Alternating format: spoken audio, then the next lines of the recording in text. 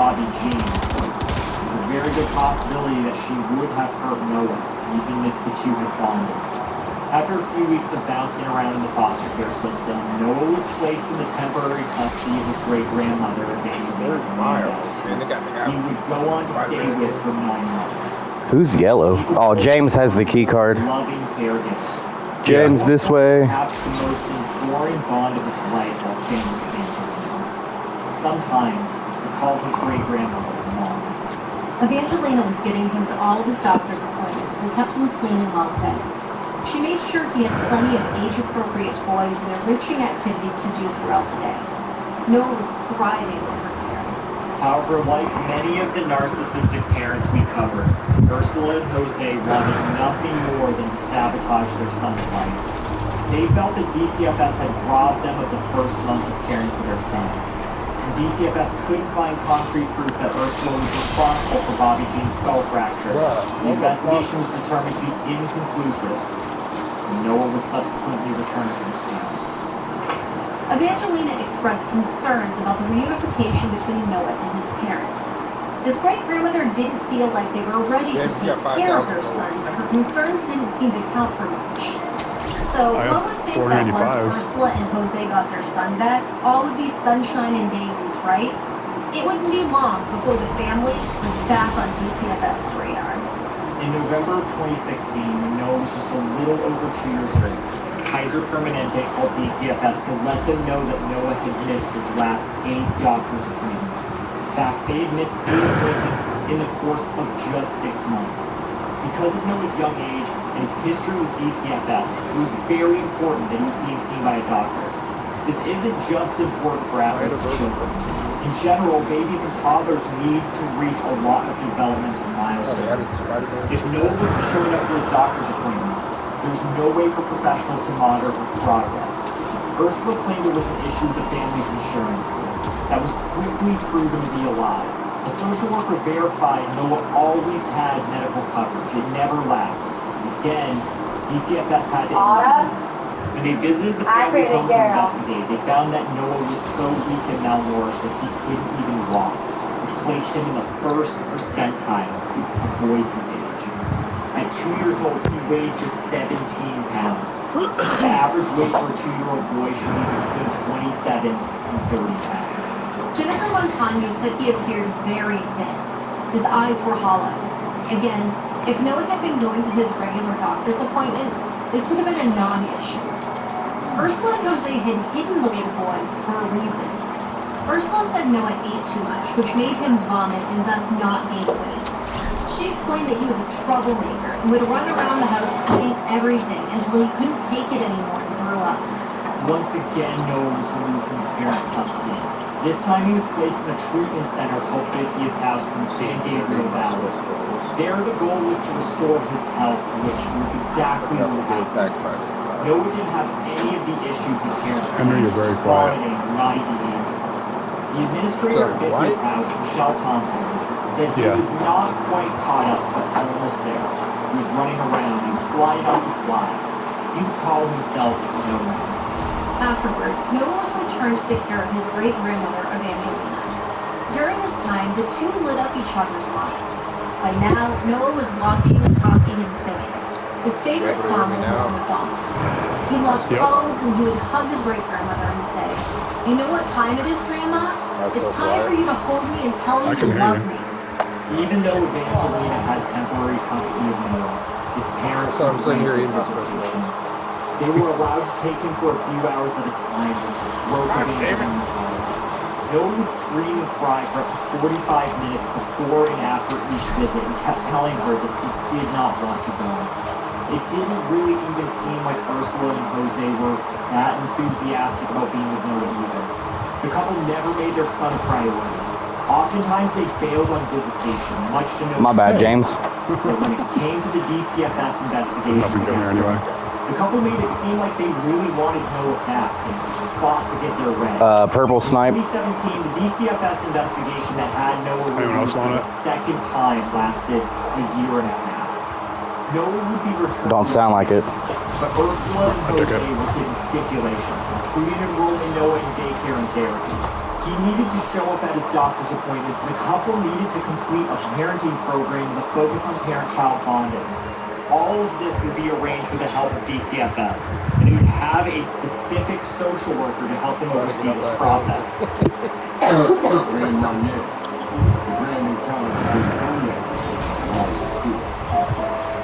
Since Evangelina no longer had legal custody, all she could do was stand by her great-grandson and try to advocate for him. There were a lot of new social workers coming in and out of the picture, so she made it her duty to make sure they were all informed about what was going on with Noah. Eventually, DCFS social worker Susan Johnson was assigned to Noah's case. She was the person who fought harder for the boy than anyone else did.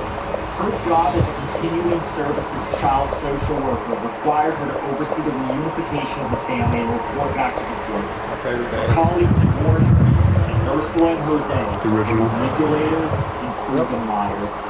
Miss Johnson read through all of Noah's case files and made it a point to listen to the concerns of Evangelina, who at this point felt There's a whole team coming this way. Somebody's already in. and Miss Johnson made a number of visits to the family home. On top of that building, I lit him up. Noah.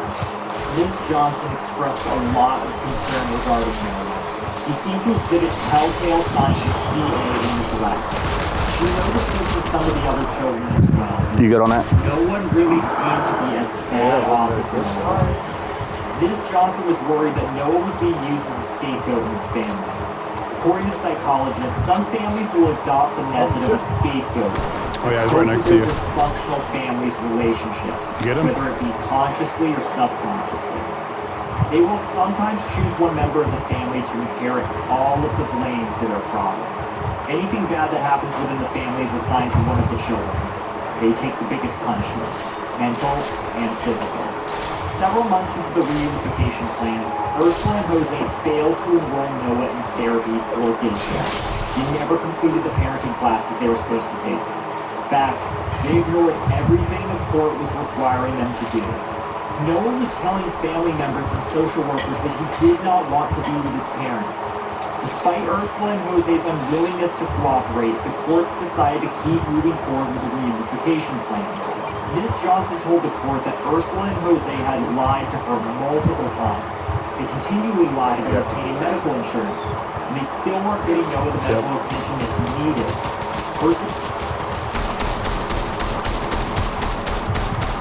Spider-Man's on his way here.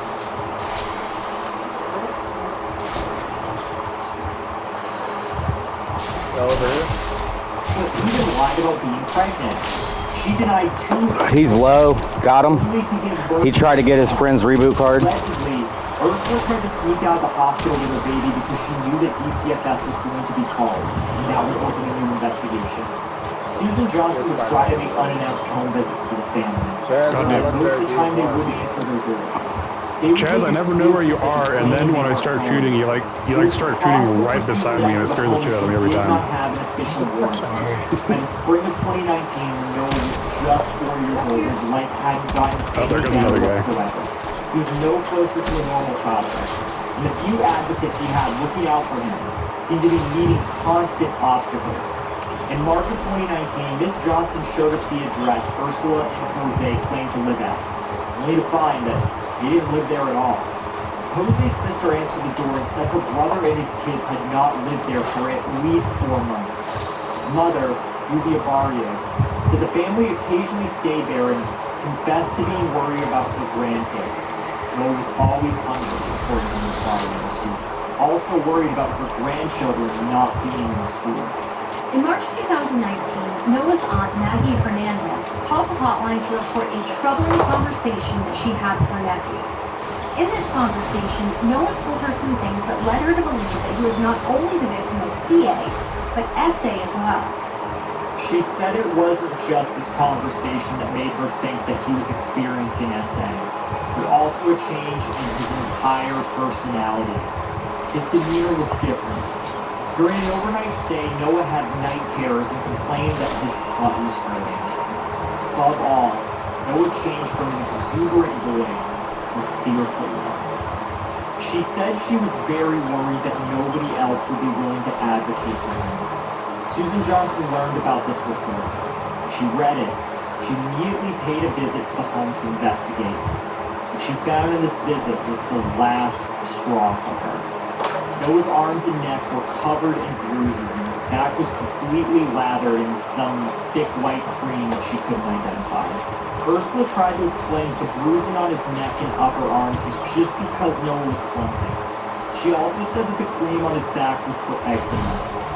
This visit raised every red flag, and Miss Johnson immediately shared the information Someone in with that her building. superiors.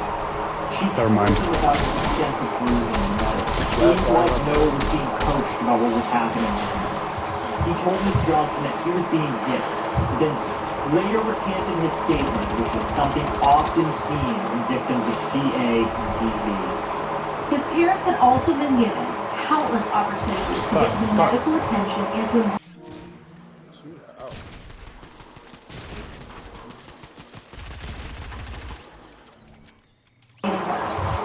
Miss Johnson argued that Noah needed to be taken away from his parents for a third time. When she brought this up, she was told that she needed a warning. It wasn't going to be easy.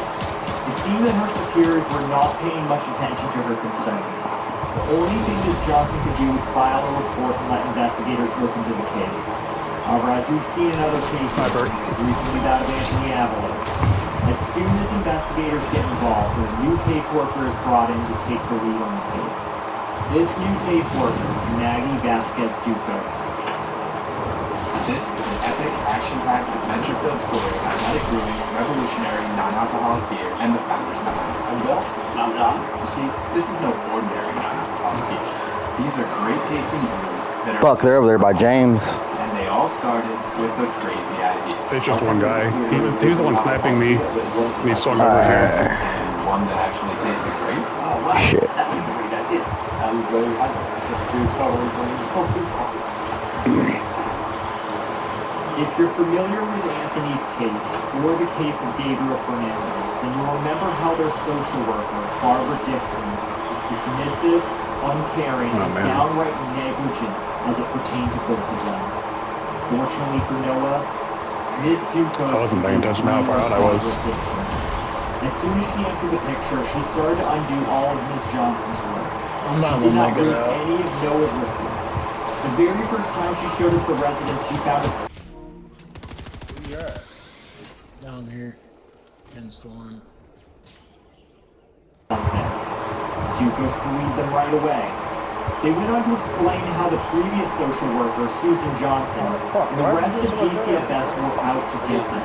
They told her they were being targeted due to racism, and that DCFS had already done enough to break her family apart. Ursula had also said, "Why would we hurt our baby when we just got him back?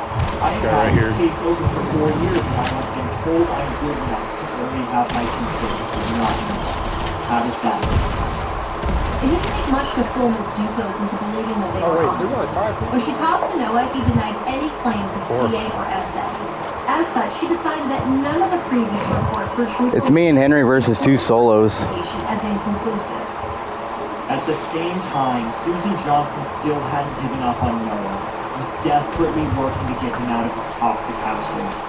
She filed a complaint with the courts, which resulted in a petition to remove Noah from his parents' custody for a 3rd time. She also followed through on her superior's challenge to get the warrant. Get The him. juvenile court granted the order to remove Noah and to have him examined to determine if SA had occurred. The petition was signed by a juvenile court judge in the early summer of 2019. When her superiors heard that she had actually gone ahead and obtained a warrant to remove him from his household, they called their own emergency meeting.